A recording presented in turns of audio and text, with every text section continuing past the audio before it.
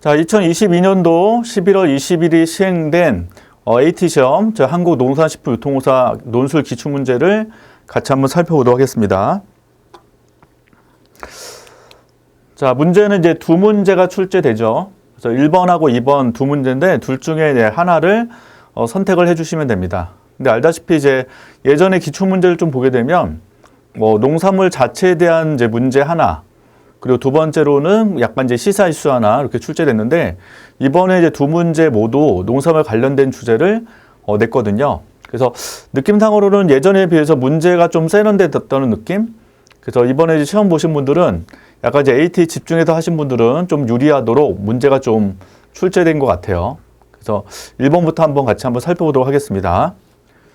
자, 최근에 전 세계적으로 물가 상승이 심각하죠.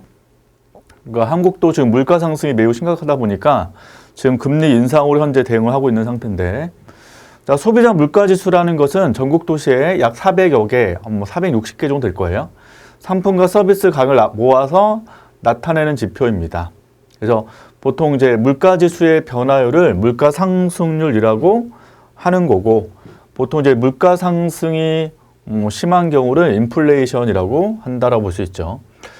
자, 이때 경제학자들은 농산물과 석유류 등을 제외하고 소비자 물가 지수를 계산한 것이 훨씬 더 유용하다고 주장한다라고 되어 있죠. 그래서 좀 이제 공부해 보신 분들 알다시피 이 관련된 개념을 아실 거예요. 근원 인플레이션.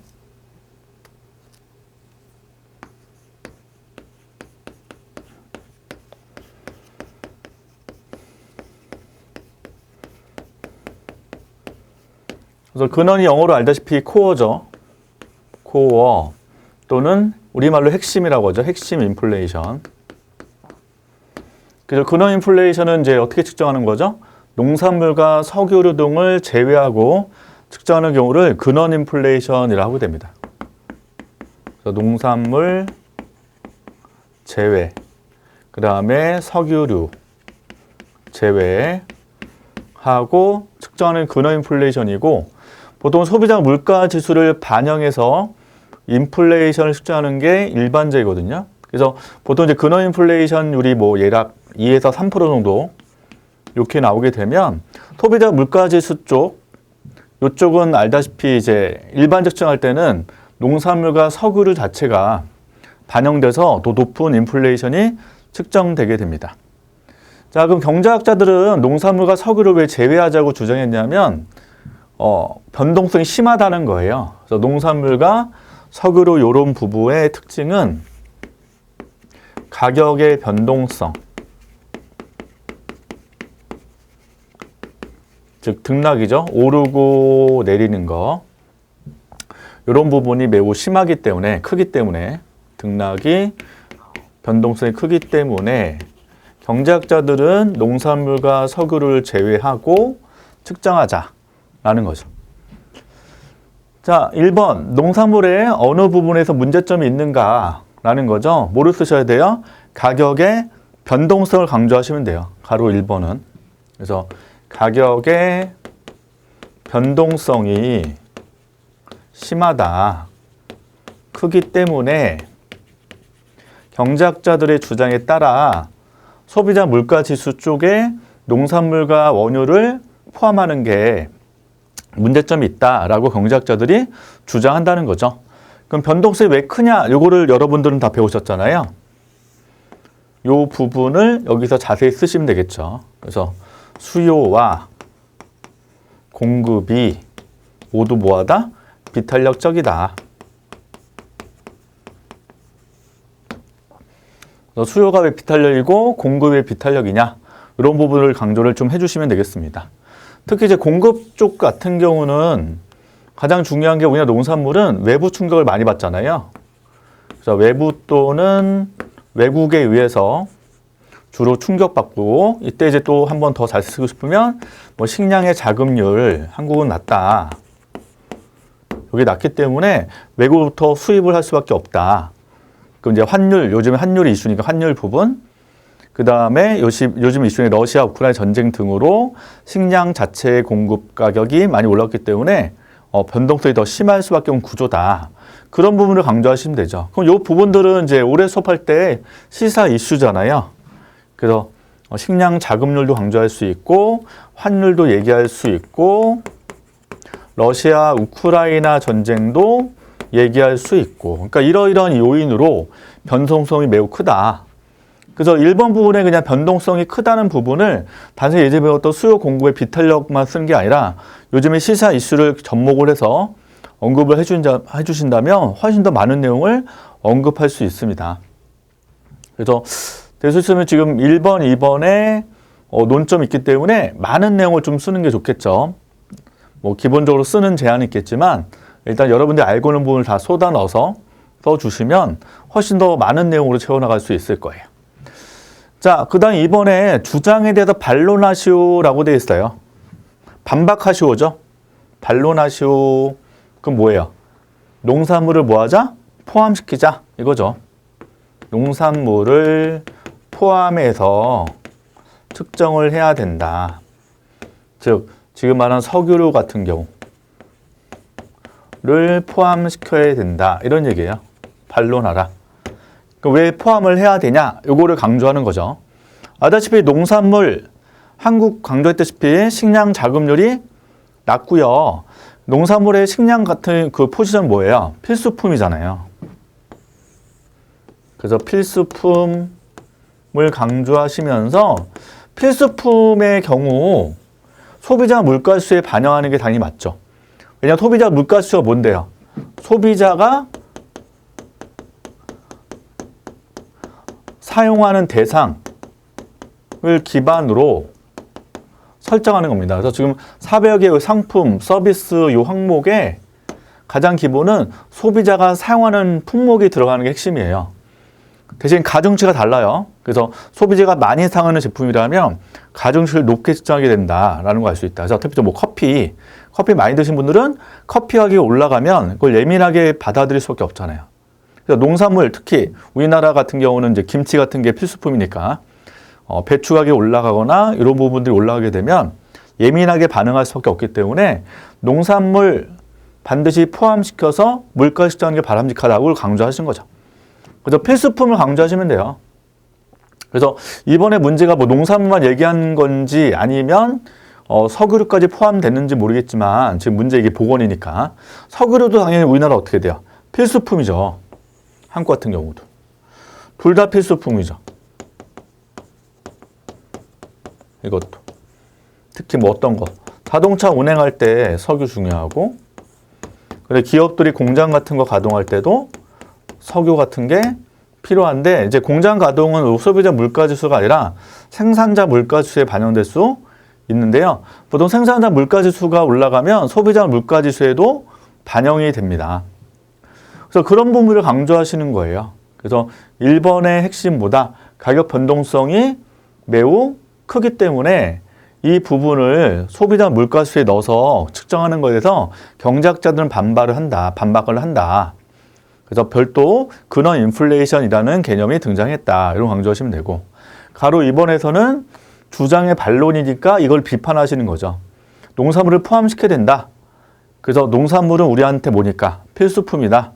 그래서 필수품이 반영이 되어야 소비자 물가를 정확히 측정할 수 있는 거 아니냐 이런 식으로 반론을 해주신다면 좋은 답안이 될 수 있을 건데 일단 이 부분은 좀 공부하신 분들은 그 농업경제가 가장 기본 베이스잖아요. 좀 아신 분들은. 그래서 아까 그냥 농산물 가격 변동성이 왜 발생하는지 이거 강조하시면서 최근에 물가 상승의 이슈는 러시아 우크라이나 전쟁 쪽 환율 상승 이런 부분들을 좀 강조하시고 최근에 나온 기후온난화 그래서 기후온난화로 재배 면적이 줄고 있다 이런 부분들을 강조하신다면 1번을 충분하게 쓰실 수 있으실 거예요. 그래서 제가 보기엔 1번 문제 쓰신 분들은 좀 논점만 정확히 파악을 하셨더라면 무리 없게 쓸 수 있었던 내용이지 않을까라고 싶습니다. 자, 그러면 저희 이제 수업했던 거를 한번 어떤 내용을 배웠는지 1번 관련된 거를 한번 같이 한번 살펴보도록 할게요. 자, 오늘 시험 보신 거 같이 볼게요. 일단 이제 요 내용은 가장 기본이에요, 기본. 요 문제는. 그래서 일단은 이제 핵심은 일단 물어보는 거 위주로 일단 써주시면 되고 일단 이제 제가 드린 해설은 좀 내용이 좀 많잖아요. 그래서 좀 약간 포인트 잡아드리고 내용 갈게요. 자, 일단은 이제 시험 문제 만약 이걸 낸다면 가장 기본은 이제 뭐 변수보다는 농산물 가격이 변동성이 큰 이유, 요거를 이제 꼭 물어볼 거고, 큰 이유를 설명하고, 그다음 중요한 게 해결책이죠, 해결책. 그러니까 여기서 실제로 이제 점수차가 많이 벌어진 부분은 해결책을 잘 쓰는 게 제일 중요하고, 그 대책과 해결책은 보통 약간 이제 준비를 많이 하실 필요 있어요. 왜냐면 이쪽 부분은 AT를 좀 준비하시는 입장에서는 좀 구체화된 대책들을 좀 많이 알고 있으셔야 되고, 그 다음에 용어 자체도 좀 일반적이지 않다 보니까 암기가 좀 쉽지 않거든요. 그 개념 자체가. 그래서 일단은 이제 해결책 이런 것들이 중요하고, 이제 변동성 큰 이유는 이제 경제학적으로 좀 약간 기본에 해당되는데, 저번에 기출문제 할 때 약간 언급한 거 기억나시죠? 제일 중요한 게 이제 수요와 공급에 대한 얘기를 꼭 하셔야 돼요. 수요, 공급 쪽. 그래서 일단 이제 밑에 쭉 나오겠지만, 일단 이제 수요하고 공급의 특징, 그러니까 농산물 수요 공급의 특징을 언급하는 핵심. 그러니까 이게 빠지면 감점이에요. 그럼 수요 공급이 다 뭐라고 그랬어요? 일단 가장 기본이 비탄력이다. 이게 제일 중요하죠. 비탄력. 그래서 일단 본 보시게 되면 이제 가격에 대해서도 비탄력이고, 그 다음에 소득에 대해서도 비탄력이다. 요거는 이제 빠지면 안 되는 거죠. 가장 기본. 그 다음에 또 다시 수요 공급 구분해서 또 특징 나누시면 어떻게 돼요? 요거 빼고 이제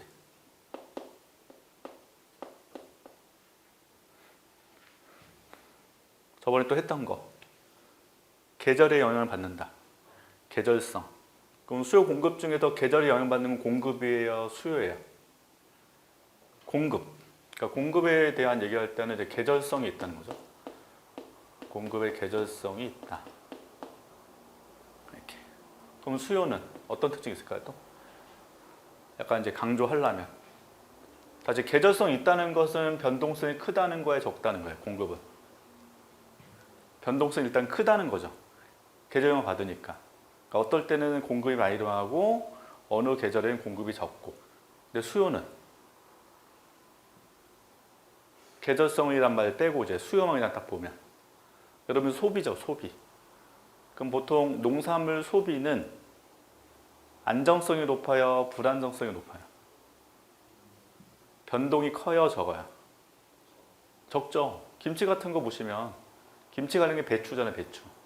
그럼 김치에 대한 수요, 배추에 대한 수요는 1년 동안 보면 매월 꾸준히 먹지 않아요? 소비가. 그러니까 보통 이제 수요 쪽은 약간 안정성이 있다는 말을 써요.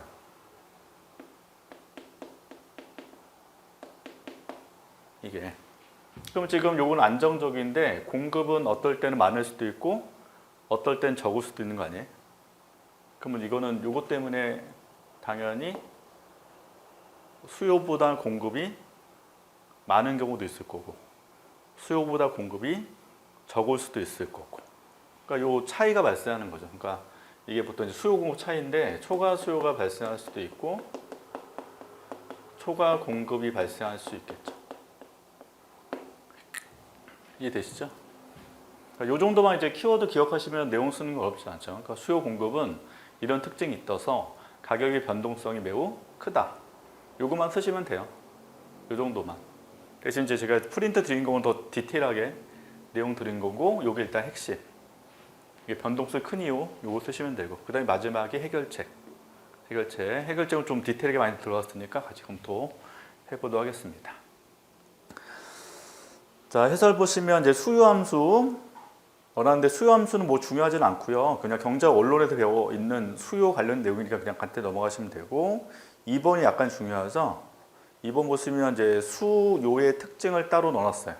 수요의 특징. 다시, 지금 원래 수요만 쓰면 안 되죠. 공급도 중요하죠. 그러니까 보통 이거 쓰려면 약간 이제 수요, 공급을 둘 다 넣을 필요 없거든요. 목차 잡을 때 수요 있고 공급이 있고 이렇게. 근데 지금 요거는 수요만 넣었어. 그러니까 농산물 수요가 약간 특징적인 게 있다는 거예요. 수요가. 수요 쪽만. 그럼 수요의 특징 보시면 첫 번째로는 파생 수요의 특징을 갖고 있대요. 보통 이제 경제학 언론, 그 농업경제 보시면 파생수요란 말이 많이 나와요. 농산물 관련해요. 그럼 아까 보면 배추와 김치 있잖아요. 배추와 김치. 우리 먹는 건 뭐예요? 김치를 먹잖아. 그럼 김치로부터 배추 수요가 영향을 받죠. 김치를 많이 먹으면 배추 수요도 늘 거니까. 이게 파생수요예요. 파생수요 개념이. 그래서 어떤 재화에 대한 수요 그 자체를 소비하기 위한 게 아니잖아요. 우리가 배추 소비가 핵심이 아니죠. 김치 소비가 핵심이잖아. 그래서 다른 최종 소비재를 생산하기 위해서 발생하는 수요를 파생수요라고 한다. 그래서 대부분 농산물 수요의 특징은 최종 소비재의 원자재로 투입을 한다는 거죠. 그러니까 최종 소비재에 해당되는 게 김치, 원자재에 해당되는 게 배추, 이런 얘기예요. 요즘에 가공식품도 많잖아요, 그렇죠?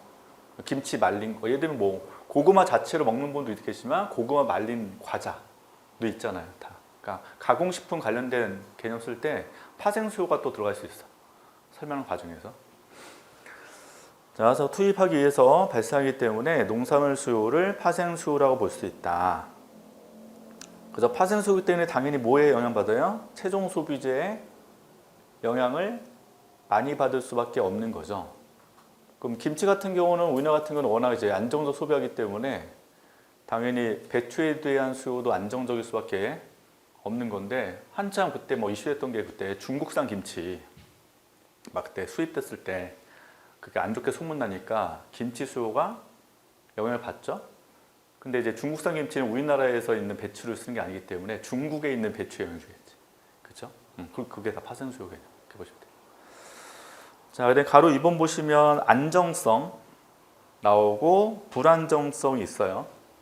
그러니까 안정성이라는 개념은 요거 관련되죠. 요것도 탄력, 비탄력. 이렇게. 그러니까 가격이 변하더라도 소득이 변하더라도 영향이 적다고요. 비탄력. 그래서 수요가 이제 안정성 요거 관련된 게 요 비탄력성과도 관련돼요. 그래서 꾸준한다는 건 꾸준하다. 소비는 꾸준하다. 그게 안정성. 그래서 농산물은 필수재이기 때문에 보통 이제 수요가 왜 비탄력이냐 라고 하는 원인을 설명하셔야 되는데 그 원인은 뒤에 다시 언급이 돼요. 근데 이제 안정적이다 라는 거죠. 대표적인 특징은 농산물은 필수품에 해당된다. 그래서 우리는 김치는 필수로 소비하는 국가이기 때문에 배추 소비도 필수에 들어가는 거죠. 지금. 그래서 가격 탄력성, 소득 탄력성 모두 비탄력이다. 이게 나오고, 그 다음에 세 번째는 불안정하기도 하대요. 거기 이제 약간 용어 나오는데 2번에 보시면 농산물 소비는 생산과 공급에 비해서 연속적으로 발생한다 나오죠. 그러니까 소비가 1년 내내 꾸준하게 발생한다 라는 거거든요. 그거를 소비의 연속성이라고 써요. 자, 그 다음 밑에 보시면 수요의 계절성이 나오죠. 그러니까 지금 수요 말고 아까 했던 공급이었잖아요. 공급 계절성 했는데 수요도 계절적일 수 있다고. 그래서 가끔 이제 우리 건강위에서 그 제철 과일 있잖아. 제철 농산물 그걸 소비하라고 하잖아요. 그 뭐 봄, 여름, 가을, 겨울에 나올 수 있는 생산물들이 있으니까 그럼 그거를 이제 주로 우리가 또 소비를 하는 거죠. 그때는 수요도 계절성이 있을 수 있다는 거죠. 공급 말고도 수요도. 그래서 수요는 역시 계절성일 수 있다. 그 말 써놓은 거죠. 그래서 불안정할 수 있다는 거예요. 그래서 어떨 때는 이 과일을 많이 먹는데 어떤 계절일 때는 안 먹을 수 있잖아요. 예를 들면. 근데 보통 이제 우리나라 수요를 보면 계절성이 좀 예전보다 많이 덜어졌어요. 예전 수박 같은 경우 주로 여름에 먹었잖아요. 근데 요즘에 사해사철 다 나오니까 꾸준하게 뭐 1년 내내 먹기도 하죠. 수박도. 그래서 이런 용어들이 있으니까 좀 알아두시면 좋겠고. 자, 3번 농산물의 가격 파동이 나오는데 여기서 이제 중요한 게 탄력성에 대한 내용을 설명하고 있죠. 그래서 요거를 이제 여러분들이 좀 정리하십시오. 제가 지금 자료를 막 드렸는데 여러분들이 이제 핵심만 쓰시면 되니까 그죠? 요거 위주로. 가격 탄력성, 소득 탄력성, 요거 비탄력 하면서 왜 비탄력인지에 대한 설명 꼭 해주셔야 되고, 그 다음에 아까 얘기한 계절성에 대한 설명 이런 것들만 꼭 써주시면 돼요. 자세하게 설명을. 그래서 개념 쓰고 발생 원인 왜 그런지에 대한 설명하셔야 되는 거죠. 요게. 자, 그래서 수요의 가격 탄력성과 소득 탄력성이 모두 비탄력인 이유를 써놨어요. 첫째, 둘째, 셋째 세 가지 나왔죠. 첫째는 필수품. 저번에 우리 기출문제 할 때 한번 얘기했었죠. 필수품에 대한 내용은 꼭 넣으셔야 되고, 두 번째는 농산물은 대체재가 적다는 거예요. 그러니까 김치 말고 다른 거 먹을 수 있는 게 별로 없잖아요. 그럼 배추의 대체재 찾기도 어렵죠.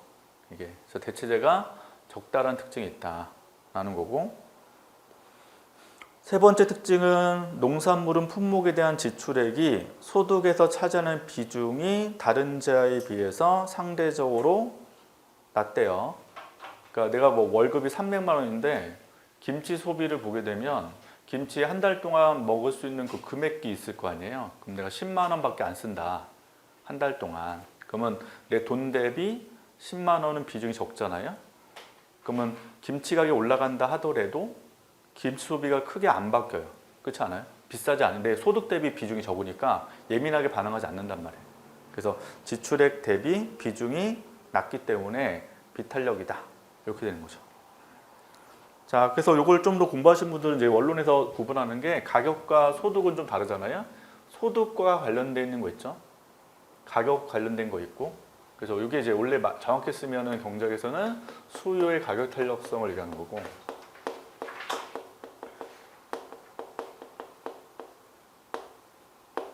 이거는 수요의 소득 탄력성.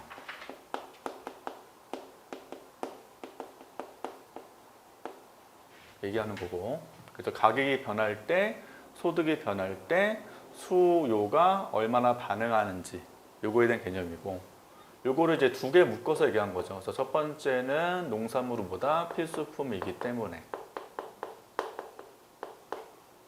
두 번째로는 대체재가 거의 없기 때문에, 세 번째로는 지출 비중이 낮기 때문에 이렇게 하는 거고, 보통 이제 원론 공부하신 분들은 요 세 개를 다 뭐의 원으로 봐요? 원론 하셨던 분들은 가격 탄력성 원인으로 해요. 경제 원론 책에서는. 그래서 가격 탄력성 얘기 나올 때 비탄력, 탄력 얘기할 때 요거를 세 개 가지고 보통 얘기하거든요. 근데 이제 답안 쓸 때는 가격과 소득 탄력성 모두 비탄력이다 해놓고 요 세 개를 다 몸뚱 써주시면 돼요. 안에다가. 자, 그 다음에 세 번째는 뭐예요? 공급의 가격 탄력성이죠. 공급도 탄력성이 비탄력이다. 그거죠. 공급도. 그래서 공급이 비탄력인 이유를 가장 기본은 뭐다? 계절의 영향이 일단 있기 때문에 쉽게 공급이 안 되잖아요. 그죠? 근데 그거 말고 좀 자세히 써놨죠. 일본 보시면 생산을 위해서 일정한 시간이 소요가 된대요. 그래서 계획하는 단계부터 농사를 계획할 거 아니에요? 올해 뭐 여름 정도에 뭐 수확하겠다라고 하면 이제 봄부터 계획을 하죠. 파종, 씨도 뿌리고 시간이 걸린다는 거죠. 이게 단기가 나오기 쉽지 않으니까. 그래서 계획한 단계에서부터 수확까지 일정 기간이 이제 필요하기 때문에 가격이 아무리 오른다 하더라도 쉽게 공급 못 하죠.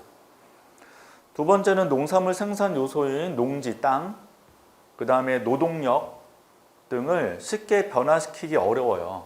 땅은 한정돼 있잖아. 그럼 지금 한참 뭐 내가 재배하는 작물 자체가 인기가 많았을 때 내가 더 많이 생산하고 싶어도 단기간에 땅을 더 넓힐 수는 없거든요. 한정돼 있으니까. 그 다음에 또 거기서 수확하는 인부를 내가 채용할 때 갑자기 많이 뽑기 어려워요.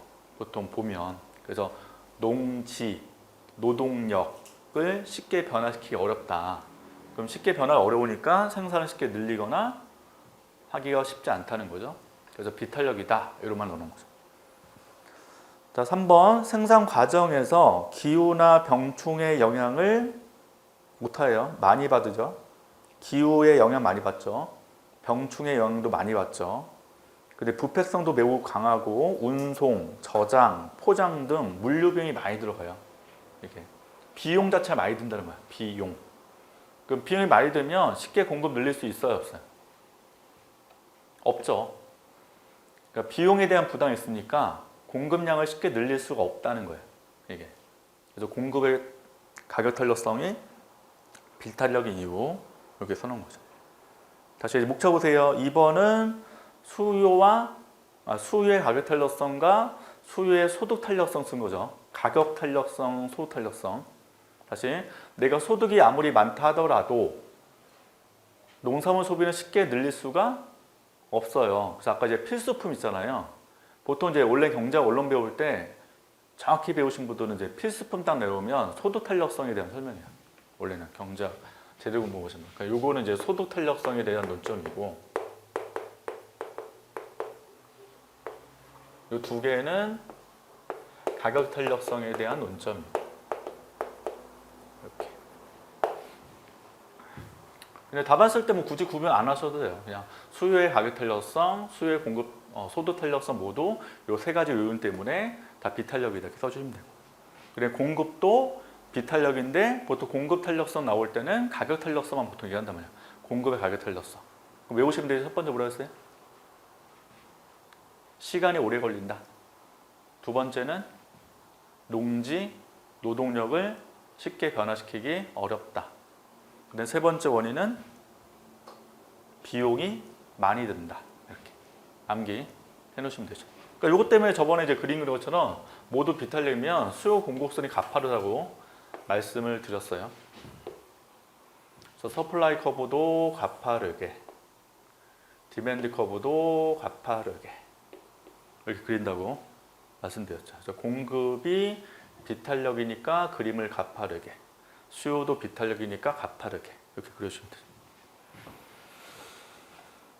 자, 가로 4번 농민의 총수입 변화라는 거죠. 보통 이제 수요가 변하는 사건이 많아요? 공급이 변하는 사건이 많아요? 일반적으로 보면. 그러니까 아까 이제 소비는 어떤 특징이 있냐고 그러냐면 일반적으로 안정적이에요. 그러니까 수요 자체는 잘 안 변한다고. 안 변하니까 주로 이제 변화되는 게 공급 측면이거든요. 이게 설명할 때 보면. 그래서 올해 같은 경우는 기후 온난화라든지 이런 요인 때문에 비도 한참 많이 오고 하다 보니까 예전보다 생산량 많았대요, 적었대요? 생산량이 적었죠.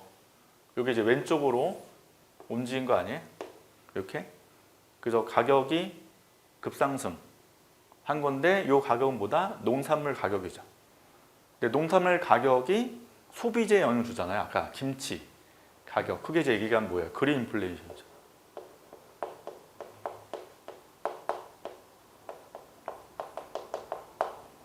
그래서 다시 한번 이거 정리할게요. 나중에. 그래서 공급 감소로 인플레이션이 발생한 거죠. 근데 이건 농산물 가격 상승이니까 농산물이 아까 얘기한 소비재 영향 준 거죠. 또는 생산재 쪽에도 영향 준 거고. 그래서 소비재 생산재 가격을 인상시킨 게 그린 인플레이션. 이렇게 개념 잡아두시면 되죠. 그래서 공급이 일단 왼쪽으로 움직이면 디맨드 커브가 좀 더 완만할 때보다는 가파를 때 가격의 인상폭이 매우 크다는 거고, 또는 서플라이 커브가 이제 오른쪽으로 이동할 수도 있죠. 이렇게 오른쪽으로 이동하면 가격이 급하락한다는 거죠. 가격이 이제 변동성이 매우 크다는 거다. 변동성이 크다는 거는 그만큼 농민 입장에서는 소득도 불안정해져요. 기본적으로. 그래서 이거에 대한 이제 내용 쓰시면 되고. 그래서 일본에 풍년인 경우 있는데 그걸 잘못하면 때 풍년이라고 쓸 필요 없어요. 그러니까 농산물 공급이 이제 크게 증가한 이유가 있을 거 아니야. 꼭 풍년 말고도 뭐 기술 진보도 있을 수 있고요. 요즘에 예전에 비해서는 막 저번에 스마트팜 이런 것도 이제 들어오다 보니까 생산량이 급격하게 많이 증가한 거죠. 예전에 비해서. 그래서 풍년, 흉년 하지 마시고 약간 이제 풍년, 흉년에 대한 구체적인 사례 같은 거 좀 넣어주시면 더 좋아요. 자, 그래서 그림 나오는 것처럼 서플라이 커브 오른쪽으로 이동하니까 가격이 많이 떨어졌음에도 불구하고 소비량의 증가폭은 별로 크지 않다는 거죠. 이게. 그래서 가격은 많이 떨어졌는데 소비량의 증가폭은 별로 크지 않았다. 그럼 보통 이제 P 곱하기 Q를 뭐라고 하냐면 보통 이제 기업에서는 매출액이라고 하는 거고, 기업은 그 다음에 농민 입장에서는, 판매자 입장에서는 뭐 매출액일 수 있고 소비하는 사람은 지출액이라고 말할 수 있는데, 지금 여기 이제 농민의 입장에서 보시면 되니까 농가 수입일 거 아니에요? 농가 수입. 그럼 농가 수입은 늘어요, 줄어요? 가격이 내려가는 게 훨씬 더 큰 거니까 농가 수입이 오히려 준다는 거죠. 이게. 그럼 농가 수입 늘리는 방법은 뭐예요? 이게 이제 소비량이면서 판매량이에요. 그럼 소비 판매량이 많이 늘어나도록 하는 게 핵심인데 말이 늘어나려면 수출하는 수밖에 없어. 왜냐면 우리나라 입장에서는 인구가 딱 한정돼 있고 소비가 안정적이지 않나요? 그래서 이제 큐가 많이 늘어나는 전략을 이제 쓰시는 거고 그중 하나가 가장 대표가 수출이죠. 그러니까 수출 이외에는 답이 없어. 우리나라 내에서는 한정돼 있기 때문에 소비 자체가. 그래서 지금 이제 농업경제학이나 그쪽 책들 보면 항상 뒷파트가 국제경제 영역이 들어가 있어. 그래서 저번에 저희 기출문제도 이제 이따 보시겠지만 수출 수입에 대한 얘기를 검토할 수밖에 없는 게 우리나라 자국 내에서 소비가 한정돼 있다 보니까 외국에 수출하는 거 항상 고민할 수밖에 없고요. 그 다음에 또 예전보다 많이 수입하죠. 그래서 수출 수입에 대한 논점이 꼭 나와요. 뒤쪽에서는. 자, 다시 만약에 이제 왼쪽 가면 어떻게 돼요? 가격이 올라가는 거죠. 이렇게 왼쪽 이동하면. 근데 올라감에도 불구하고 어떻게 돼요? 판매량은 오히려 줄죠. 주는데 많이 안 줄죠. 이게 왼쪽 갈 때는 가격 인상폭이 훨씬 더 크고 판매량 감소 별로 줄지 않으니까. 그럼 역시 어떻게 돼요? P 곱하기 Q는 증가를 한다고. 그럼 오히려 농가 수입이 늘 수도 있다는 거죠. 이렇게. 그래서 오히려 수확량이 줄어들 때가 더 좋은 경우도 있어요. 이게. 그래서 오히려 이제 이런 경우는 공급 증가로 손해를 봤기 때문에 가끔 이제 농민들이 하는 합리적 행동 중에 하나가 차라리 그냥 작물을 다 버려버리죠. 오히려 손해를 보니까 비료값이 더 나가다 보니까 그냥 밭에 갈아엎거나 막 하잖아요. 예. 자, 그래서 그런 내용을 지금 써놨습니다. 자, 결론 보시면 풍년 기근 현상이라는 용어도 있고요. 오히려 풍년이 더 안 좋다는 말 써서 풍년 기근 현상이라는 말이 들어가 있고요. 근데 이제 본문 보시면 어떤 말도 있냐면 킹의 법칙이라는 말도 있어요. 본문에 킹의 법칙. 그러니까 킹의 법칙 이거예요. 오히려 가격이 내려갈 때 매출액이 줄고 가격이 오히려 이제 공급의 감소로 가격이 올라갈 때 오히려 농가 수입이 증가할 수 있는 이런 현상을 킹의 법칙이란 말을 써요. 자, 일단 풍년 기근에 정해 볼게요. 작황이 좋아서 풍년이 되었을 때 오히려 농업소득 또 농가소득이 오히려 떨어져서 농민들한테 피해를 주는 현상을 의미하는 거죠. 그래서 4번에 보시게 되면 농산물 수확량이 정상 수준 이하로 감소할 때, 그러니까 공급 줄 때 아니에요? 그때 가격이 정상 수준 이상으로 오르는 현상을 킹의 법칙이라고 한다.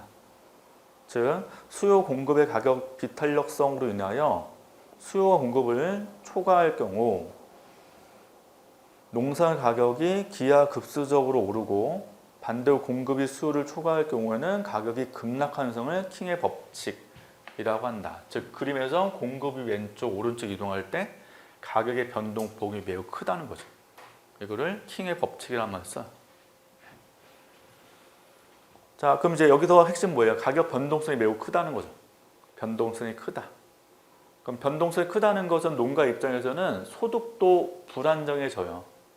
농업 소득이 불안정해지다 보니까 이번 연도는 뭐 돈을 많이 벌 것 같은데 그 다음 연도는 오히려 매우 손해 볼 수 있을 거다라고 생각을 할 거 아니에요. 그럼 농가 입장에서는 이쪽에서 계속 일할 수는 없어. 소득이 워낙 불안정하니까. 그러니까 보통 소득 같은 거 알다시피 이번 달은 500, 그 다음 달은 200 이렇게 버는 거 되게 우울하다고. 그렇잖아요. 그래서 1년에는 꾸준히 300씩 버는 게 더 좋죠. 그래서 보통 이제 가격의 변동성이 매우 크다 보니까 농가 소득을 안정적으로 보존해 주는 정책이 필요한 거예요. 그러면 지금 이제 해결책을 제시할 때 가장 기본은 요거 얘기하셔야 되잖아. 가격 변동폭이 매우 크죠. 그럼 가격이 변동하지 않도록 뭔가 해결책을 제시해야 돼요. 일단 여기서는 가장 기본은 가격 변동성이 매우 크니까 가격이 뭔가 변화되지 않도록 안정적 유지가 되도록 하는 정책이 뭔가 들어와야 되거든요. 내용들이. 그래서 되게 방법이 되게 많기 때문에 한번 볼게요. 자, 가로 1번에 농산물 가격 정책이 있는데 그걸 떠나서 그 키워드 중에 농업의 다원적 기능이란 말이 있어요. 그래서 농업의 다원적 기능이라는 용어를 좀 알아두세요. 농업의 다원적 기능. 보통 농업 기능의 가장 기본은 뭐예요? 일반적 기능은 우리한테 생필품, 그렇죠? 식품을 제공하는 게 가장 기본 기능 아니에요? 근데 다원적 기능은 그거 플러스 알파로 많은 기능이 있다는 거예요. 많은 기능. 그래서 이 관련된 저번에 이슈가 6차 산업. 그거 관련되잖아요. 그게. 그래서 실제 이제 농가의 어떤 이제 생산물도 중요하지만 체험, 관광, 관련된 가공품, 제조업, 2차, 3차 다 연결되죠. 그게 다원적 기능이고, 그 다음에 보통 우리나라가 다 제조업만 돌아가면 국가 전체적으로 환경에 영향을 주잖아요. 이게. 그래서 그거 복합적 기능을 다원적 기능이라고 해요. 그래서 다원적 기능의 논점은 따로 시험에 나올 수 있어. 농업 기능 얘기할 때 다원적 기능에 대해서 언급하고 뭔가 요거에 대한 이제 논점 물어볼 수 있기 때문에 요건 이제 다음에 한번 자료 가지고 볼게요. 그럼 다원적 기능을 가지고 있다고 하면 그만큼 기능이 시장에서 거래되지 않는 비교육적 관심사에 해당된대요. 그러니까 판매 목적 이외에도 아까 체험, 관광, 환경 다 관련되잖아요, 이게. 그래서 교육 말고 비교육적과 좀 관련되어 있다. 이런 말이 지금 들어가 있는 거고. 그래서 2번 보시면 시장의 그 가치를 인정받지 못한 중요한 기능이 지속적으로 생산될 수 있도록 정부는 농업을 보호를 해야 되겠죠. 정부 입장에서도 다원적 기능이 있다 보니까. 그래서 다양한 정책을 통해서 농가 소득이 보존돼야 돼요. 농가 소득이 보존이 안 돼 버리면 농업 인구가 줄기 때문에 농업의 다원적 기능 자체를 제공하기 어려워지는 거지. 그러니까 이런 부분은 지금 어디 쓰시면 돼? 원래 서두에 들어가는 게 제일 좋죠. 이런 거 다원적 기능을 목차로 서론 파트에 딱 놓고. 그러니까 농업의 이제 중요성 아니에요? 기본 기능 플러스 여러 가지 기능이 있다는 걸 강조할 때 농업의 다원적 기능이라는 제목을 쓰고 가는 게 되게 좋죠. 답안 쓸 때는. 그래서 요거는 이제 따로 목차가 아니라 서두 같은 데 맨날 쓸 수 있는 내용이니까 농업 관련된 논점이 등장했을 때는 이걸 꼭 활용하시면 좋겠다. 자, 그 다음에 가로 2번에 보시면 가격 지지 정책 있고요. 거기에 이제 구체적인 정책들이 좀 있는데 약간 이제 외우셔야 돼. 그러니까 지금 없어진 것도 있고 새로 나온 것도 있어요.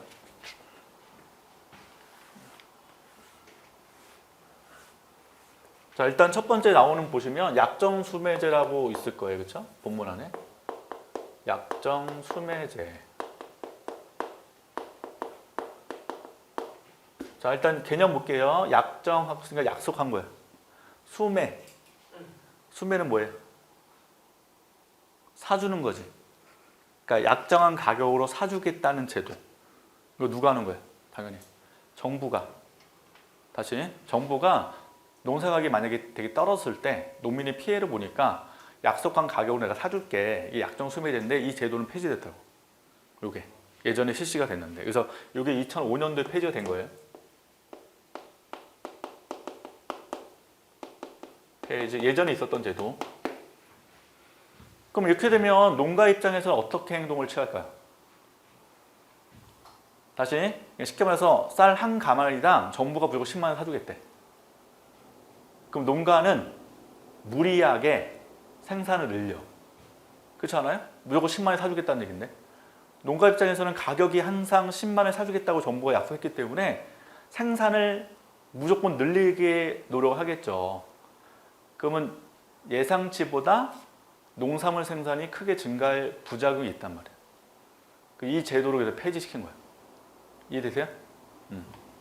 그래서 보시면 수매 가격을 미리 예시해 놨죠. 계획 영농을 가능하게 하고 파종기 아시죠? 파종기는 씨를 뿌리는 시기. 씨를 뿌릴 때 삼급금을 미리 지급한대요. 돈을 미리 준대. 정부가. 주게 되면 필요한 영농 자금을 제공한 이점이 있었대요. 이런 장점 때문에 했을 거 아니야 당연히. 근데 단점이 있었던 거죠. 가격에 대한 불확실성을 감소시킴으로써 생산 증가를 유인했다. 그럼 생산 증가가 발생하니까 가격이 더욱 떨어지는 문제를 야기했고, 그럼 가격이 더 많이 떨어지면 지금 정부가 약속한 가격 대비 차이가 커지죠.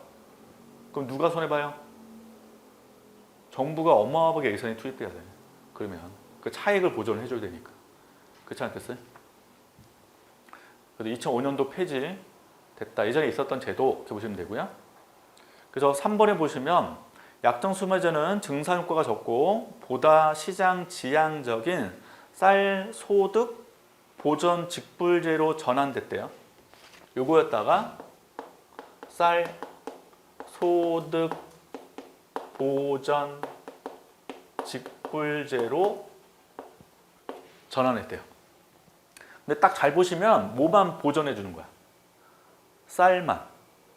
그러면 쌀 이외의 농산물을 재배하는 분들은 불만이 있을 수밖에 없지. 이게 딱 봐도 그렇지 않아요? 쌀 소득 보전 직불제니까 쌀 소득 보전해 주겠다는 얘기고 직불, 직접 정부가 돈을 주겠다 이런 얘기잖아요. 그렇죠? 소득 보전해 주게 해서. 근데 이 제도도 원래 이제 두 개로 나눠져요. 그래서 거기 보시면 이제 소득 보전 직불제는 농가 수치 가격이 일정한 목표 가격에 미치지 못할 경우 그 차이의 85%를 직접 정부가 돈을 줬다는 거예요. 정부가.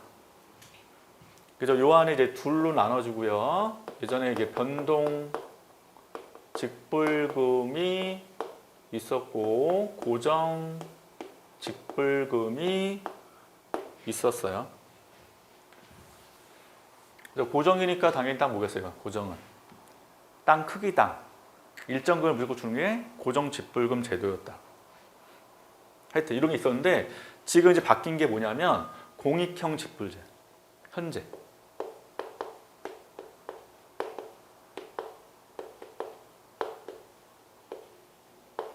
전환 됐고, 요게 제가 알기로는 작년도부터 시행 돼서 작년도 시행됐기 때문에 요게 이제 중요한 거예요. 공익형 직불제. 그럼 공익형이 딱 나오니까 느낌상 쌀 위에 다른 농산물과도 관련되고요. 쌀을 재배할 때 당연히 어떤 성격이 있어야 된다는 거예요? 공익이 있어야 되는 거예요. 이게. 그러면 예전에 보면 이제 쌀 생산하실 때 보면 비료 같은 것도 막 쓰잖아요. 그럼 친환경적이지 않을 수 있잖아요. 그래서 이게 공익형이니까 공익에 도움되는 생산물이라면 정부가 돈을 다 주겠다는 제도예요. 이건 이제 다음에 볼 거예요. 이건 이제 작년도 들어왔기 때문에 이건 한번 검토하셔야 돼. 기출이 아직 안 됐거든요, 이게. 그래서 올해 나올 수도 있으니까 작년도 때 제가 수업 살짝 했을 거예요. 그래서 이거 한번 이제 검토할게요. 요 순서로 왔다는 거. 그래서 이제 순서 기억이 안 나면 일단 요건 기억하셔야 돼요. 현재 공익 직불제도 요걸 하고 있다. 농가 소득을 위해서 하고 있다. 요 정도는 좀 알아두실 필요 있고요. 그래서 4번에 보시면 이제 쌀 이외에도 보리나 옥수수, 콩 등 농가 소득에서 중요한 비중을 차지하는 작물의 경우라면 수매제를 통한 가격 지지 정책이 시행되고 있대요. 5번에 보시면 WTO 세계 무역기구죠. 보통 세계 무역기구는 이제 자유무역을 지지하기 때문에 정부 개입에 대해서는 굉장히 부정적이에요. 정부가 뭔가 개입을 하는 것에 대해서. 그러니까 정부가 인위적으로 농산물 시장에 개입하는 것을 굉장히 싫어한다고요. 그래서 각국 운영하는 생산 및 가격 지정책을 점차 뭐라고요? 축소할 것을 요구한다 이렇게 나오잖아요. 그렇죠? 개입하는 걸 싫어하기 때문에. 그래서 최근 시장에 대한 왜곡을 최소화하고 소득을 보다 효과적으로 보전하는 소득 보전 직불 형태로의 전환이 논의되고 있다. 이렇게 돼 있잖아요. 그러니까 지금 이제 경제학적으로 뭐냐면 기존의 제도들이 다 뭐냐면 가격 규제였다고요. 이게. 그래서 경제학에서 보면 가격을 규제하면 원래 부작용이 있어요. 그러니까 요거를 지금 WTO는 반대하고 요거 말고 뭐해라? 소득을 직접 지급하는 제도를 요구하고 있는 거고 요구와 부합되는 게 이거예요. 공익형 직불제. 공익형 직불제. 그래서 소득 보전 직불 형태로의 전환이 논의되고 있다. 라는 거예요. 그러니까 이해되세요? 그러니까 그러니까 농산물 가격을 직접적으로 정부가 개입하는 걸 굉장히 반대하기 때문에 WTO 쪽에서는 농가의 소득을 직접 도와주는 거는 허용해요. 다시 농산물 배추 가격이 만약에 100만 원인데 50만 원 떨어졌다. 그럼 그거 뭔가 높여주기 위해서 정부가 개입할 수 있잖아요. 그거는 반대한다고. WTO 쪽에서는. 대신 농가가 손해볼 거 아니에요. 그만큼. 손해보는 걸 정부가 직접 돈을 주는 거는 지지를 한다. 그거 별 문제 없다는 거예요. 시장 개입을 직접적으로 하는 게 아니기 때문에. 이해되세요? 제도가. 자, 그래서 이런 이제 논점이 있다는 거 보시면 되고, 자, 그림이 나오죠. 자, 거기 나와 있는 그림이 뭐냐면 가격 지지 정책이에요. 가격 지지 정책. 가격 지지 정책은 WTO가 싫어한다고. 이 내용에 대해서. 그래서 거기는 이제 그림이 있는데, 요걸 이제 가격 지지 정책이라고도 하고, 또는 정부 수매제도라고도 해요. 이렇게. 요 그림은 이제 웬만한 농업경제책이 다 있는 그림이라서 한번 볼게요. 경제 언론책에도 있어요. 이 그림이 어렵지 않으니까.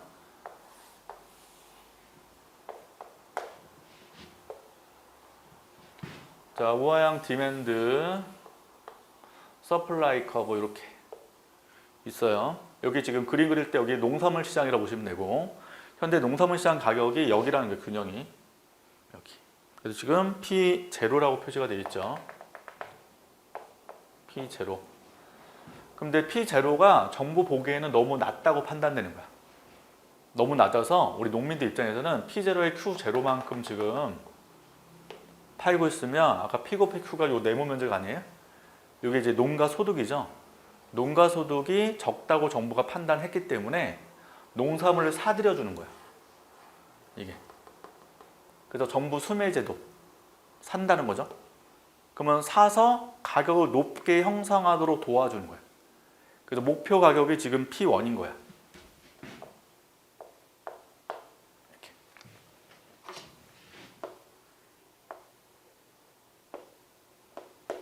정부 입장에서 목표 가격이 P1이 되도록 하는 거거든요. 그럼 P1이 되려면 어떻게 돼요? 여기를 통과하도록 디맨드를 그려준 거죠. 이렇게. 그럼 요거는 민간수예요. 그러니까 우리들이 D만큼 수요하고 있는데 지금 D1이 된다는 것은 요 차이를 정부가 매입을 했다는 거예요. 이해되세요? 그럼 가격이 P1 됐죠, 지금? 그 다음에 거래량 Q1이죠? 이렇게. 그럼 농가 소득 어떻게 돼요? 요만큼은 우리가 사준 거고요. 다시. 요만큼 우리가 되는데 가격이 이제 P1 되고 Q1 되니까 농가 소득이 요 면적에서 요 면적으로 늘어났다고. 이렇게 보시면. 그럼 농민 입장에서 예전보다 소득이 늘었잖아요. 이렇게. 자, 그럼 이때 정부 입장에서는 예산이 투입되죠. 예산 투입. 그럼 정부가 사들인 게 얼만큼? 요만큼이죠? 요만큼? 그럼 지금 요만큼 이동했단 말이에요. 요 길이 지금 다 똑같아요? 요 길이는 다 똑같죠? 그럼 요만큼 샀는데 가격이 얼만큼? 가격은 지금 얼마예요? P1이지, P1. P1의 가격하에서 요만큼 사들인 거야. 정부는. 그럼 정부 예산은 이렇게 되는 거죠. P1에서 요 길이랑 지금 똑같으니까 요 네모 면적이 돼요. 정부 예산이. 여기까지 이해되세요?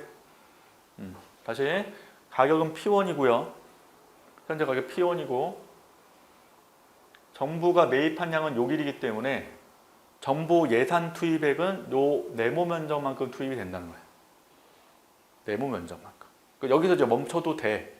근데 경제학에서는 보통 제일 중요한 소비자이나 생산자 잉여란 말이 있기 때문에 그거에 대한 설명이 지금 추가로 된 거예요. 거기 보시면 이제 A, B, C 돼 있고 여기 D, E 이렇게 돼 있죠.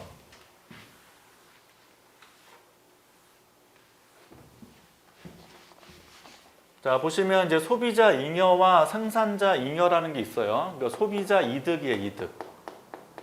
소비자는 소비자 이득인데 지금 이제 변화만 볼 거예요, 변화. 원래 소비자 잉여는 경제학 원론 배우신 분들 알다시피 원래 S랑 D일 때 요 삼각형이 소비자 잉여예요. 요게 생산자 잉여고 원래는. 근데 지금 가격이 일단 올라가지 않았어요? 위로? 자, 올라갔기 때문에 소비자 잉여가 어떻게 변할지를 보는데 원래 소비자 수요는 뭐예요? 다시 D1은 정부가 이만큼 매입했기 때문에 D1까지 이동한 것 뿐이고 원래 소비자 수요는 원래 요 D죠. D. 그럼 원래 요 D에서 판단하시는 거야. 그럼 소비자 입장에서 예전보다 가격이 지금 올라갔어요. 정부가 사들였기 때문에 농산 가격이 올라갔어. 시장에서. P1까지. 그러면 우리 입장에서는 소비 늘려야 줄여요. 우린 줄이지. 줄이기 때문에 우리가 줄이는 게 지금 여기란 말이에요. 가격이 올라가니까 이렇게 소비가 줄잖아요. 이렇게. 소비자가 어떻게 되냐면 요 면적이었던 면적이 요 면적으로 바뀌기 때문에 A, B만큼 감소한다고. 소비자잉여가 A, B만큼 감소한다고 써놨다고. 그래서 거기 2번에 보시면 소비자잉여의 감소분 써놨죠? 감소분은 변화분이죠. 마이너스 가르니까 A 더하기 B 해놨죠? 마이너스 A, 마이너스 B니까 누가 피해봤어? 소비가 피해봤다는 거야. 이게. 소비자들은 피해를 봤다는 거죠. 이렇게. 자, 생산자잉여. 요 생산자가 바로 농민이죠. 농민 쪽. 자, 농민 보시면 어떻게 돼요? 생산자 잉여가 처음에 PQ일 때 이제 서플라이 커브에서 요 삼각형이 생산자 잉여예요.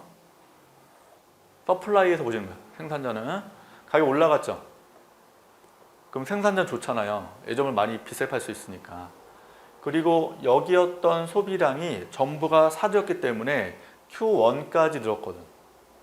그래서 요 면적에서 요 면적으로 바뀌어서 생산자잉여 증가분은 A 더하기 B 더하기 C야.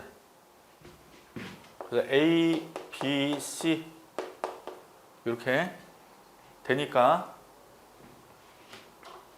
생산자는 이만큼 이득을 봤다는 거죠.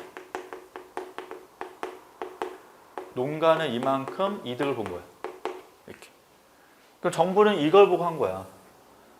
농가를 위해서, 농민들 위해서 이만큼 이득 보니까 우리가 예산을 투입할 거야. 문제를 투입했는데 누가 피했다? 소비자가 피해봤다는 거죠. 이렇게. 그 다음에 정부 예산이 들어갔죠. 아까 요 내부는 기억나요? 그러니까 정부 예산이 지금 투입됐어요. 정부 예산의 투입. 그럼 정부 예산 투입 내용적인 게 뭐예요? B, C, D, E. 근데 B, C, D, E를 잡으시면 정부가 돈을 쓴 거거든. 이게. 그럼 정부가 돈을 쓰면 그만큼 그 자체 보면 예산 낭비야. 정부가 돈을 썼기 때문에. 그래서 원래 정부 예산 투입은 마이너스, 정부에서 돈이 나가기 때문에 이 각각 주체로 보다시피 정부를 주체로 보면 정부에 돈이 나갔잖아요. 마이너스 잡아줘요. 그래서 마이너스 B, 마이너스 C, 마이너스 T, 마이너스 E 이렇게 잡는 거예요. 자, 그럼 이제 다 보는 거죠. 전체를 다 더하면 사회 전체 잉여라고 해요. 사회적 잉여의 변화. 그럼 사회적 잉여 보시면 A 지워졌죠?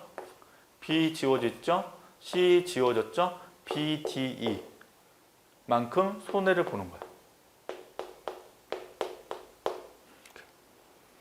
그래서 제가 지금 책에 써놨고요.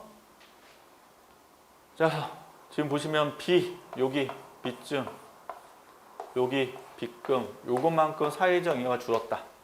이거예요. 자, 그럼 내가 이제 그림 그리기 불편해. 그럼 어떻게 하시면 돼요? 설명할 때 말로 풀면 돼요.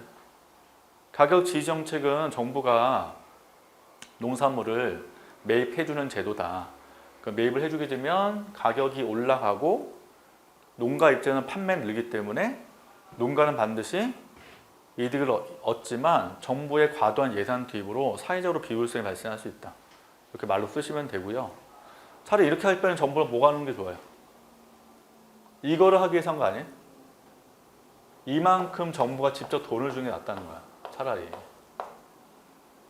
그러니까 요것만큼 이득 봤으니까 차라리 이럴 바에는 정부가 이렇게 하지 말고 예산 투입을 농가를 대상으로 직접 돈 주는 게 낫지 않냐? 라는 의미로 아까 얘기한 소득 보전 직불 제도가 등장했다. 설명할 때. 그래서 마지막 4번 보시면 이런 거 써있잖아요. 생산자인 농민들의 후생을 A, B, C만큼 증가시킨 데 필요한 현금을 보조하는 것이 더 효율적일 수 있다는 거죠. 농가한테 직접 돈을 주는 게 더 효율적일 수 있다. 그래서 그런 의미로 등장한 게 소득보전 직불 제도다. 그래서 소득보전 직불제 또는 공익역 직불제 그 답안 쓸 때 요 내용부터 시작될 수 있지, 설명이. 기존의 가격지 정책 이런 부정이 있다 보니까 소득보전 직불제도라는 게 제도가 있었고 작년도에는 공익형 직불제도가 도입됐다. 이렇게. 그러니까 그림 이제 불편하시면 말로 쓰시면 돼요. 이해됐어요? 자, 그런 식으로 좀 이해해 두시면 되고. 자, 그거 말고도 이제 다른 제도를 더 나눴어요. 근데 지금 그 제도 말고 우리가 또 이미 배운 거 하나 있었죠. 기출 배운 거. 해결책 배운 것 중에 하나. 선물, 옵션. 그거 놓으시면 되죠. 그러니까 선물 시장과 옵션 시장 통해서 농가 소득이 안정적으로 보존되지 않아요? 네, 그래서 그 내용도 쓸 수 있다고. 선물, 옵션 시장이 이제 어느 교재든 다 들어가 있는 게 지금 기존의 농산물 가격권들이 매우 크기 때문에 그 제도를 꼭 언급하는 거죠. 대신 이제 거기 있는 추가된 내용들은 다른 기관들과 좀 관련되어 있는 내용들이에요. 첫 번째 보시면 계약재배 안정화 사업 되어 있죠. 그 계약재배 안정화 사업은 농협에서 주로 한다고요. 농협 쪽에서. 그래서 1번에 보시면 파종기에 생산 농민과 농협이 계약을 하는 거죠. 미리. 그래서 수확기 가격을 미리 정하여 가격 안정을 깨하는 제도니까 아까 뭐랑 좀 비슷해요? 요거랑 좀 비슷하죠. 개념이. 그래서 요거는 수확기 가격을 미리 정했다. 파종기 가격을 정한 게 아니라 수확기 가격을 미리 딱 정해놓고 가격을 이제 안정화시키는 제도가 계약재배 안정화 사업.